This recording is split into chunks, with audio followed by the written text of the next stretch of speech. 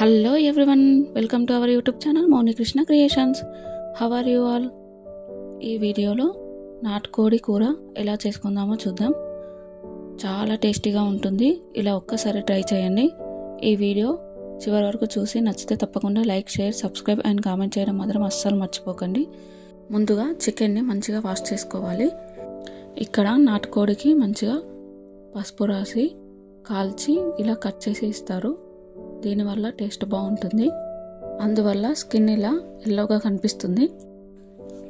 ఇప్పుడు మనం కర్రీ కోసం కట్ చేసుకున్న ఉల్లిపాయల నుంచి కొన్ని ఉల్లిపాయలను అంటే హాఫ్ వరకు ఉల్లిపాయలను, నిలువుగా కట్ చేసుకున్న 2 పచ్చిమిర్చి ముక్కలను, అల్లం వెల్లుల్లి పేస్ట్ వేసి, అలాగే కొద్దిగా పసుపు ఎక్కువగా వేయకూడదు, ఉడకడానికి టైం తీసుకుంటుంది.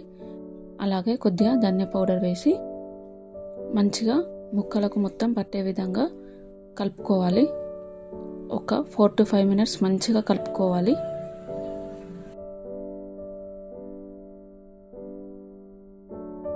మంచిగా కలుపుకున్న తర్వాత మూత పెట్టి ఒక హాఫ్ అన్ అవర్ పక్కన పెట్టేయాలి. ఇప్పుడు స్టవ్ వెలిగించి స్టవ్ పైన ఒక బౌల్ పెట్టుకొని కర్రీకి సరిపడా ఆయిల్ వేయాలి.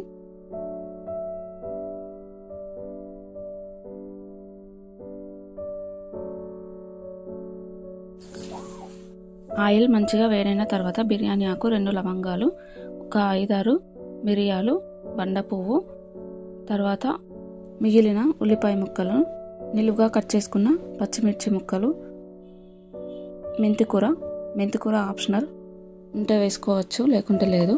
అలాగే కొద్దిగా పుదీనా వేసి మంచిగా ఉల్లిపాయలు గోల్డెన్ బ్రౌన్ కలర్లోకి వచ్చేంత వరకు వేయించుకోవాలి. ఇలా కొద్దిగా సాల్ట్ వేయడం వలన ఉల్లిపాయలు తొందరగా ఉడికిపోతాయి.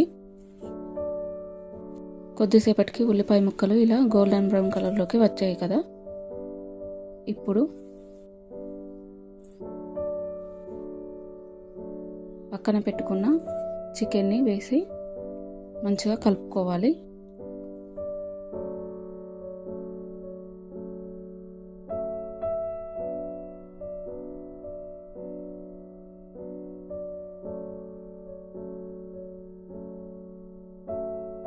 ఇప్పుడు మూత పెట్టి దానిపైన వాటర్ పోసి హై ఫ్లేమ్లో మంచిగా ఉడికించుకోవాలి.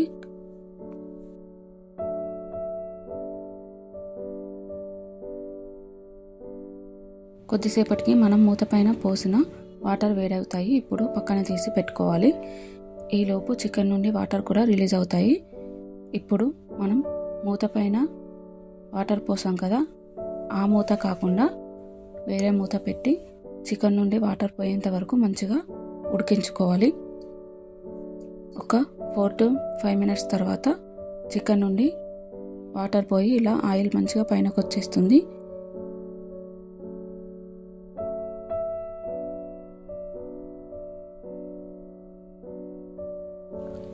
తర్వాత కర్రీకి సరిపడా పసుపు, ముందు కూడా పసుపు వేసుకున్నాం కదా, చూసి వేసుకోవాలి. అలాగే కర్రీకి సరిపడా మనం స్పైస్నెస్ బట్టి కారాన్ని యాడ్ చేసుకోవాలి. అలాగే కొద్దిగా లవంగాల పొడి, కొద్దిగా దాల్చిన చెక్క పొడి కూడా వేసి మంచిగా కలుపుకోవాలి. నేను తాలింపులో లవంగాలు ఎక్కువగా యాడ్ చేయలేదు, ఎందుకంటే ఇక్కడ ఎక్కువగా పొడి వేసుకున్నాను కాబట్టి. మన టేస్ట్ని బట్టి, మనం తినే స్పైస్నెస్ బట్టి మనం మసాలాలని ఎక్కువ తక్కువ అడ్జస్ట్ చేసుకుంటూ వేసుకోవాలి.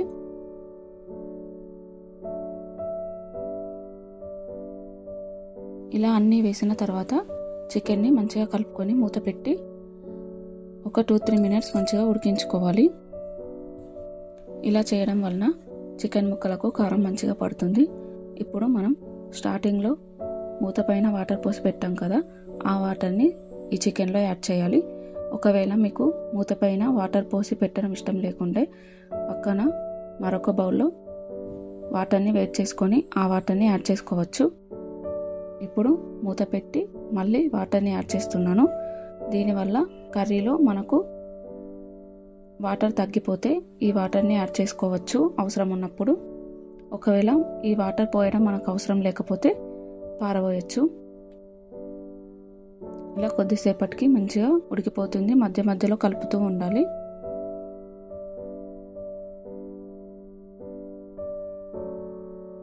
ఇప్పుడు కొబ్బరి పొడి, అలాగే ధనియా పౌడర్ కూడా చూసి వేసుకోవాలి. మనం స్టార్టింగ్లో కొద్దిగా వేసాం కదా, ఇవన్నీ వేసి మంచిగా కలుపుకొని మరి కొద్దిసేపు ఉడికించుకోవాలి.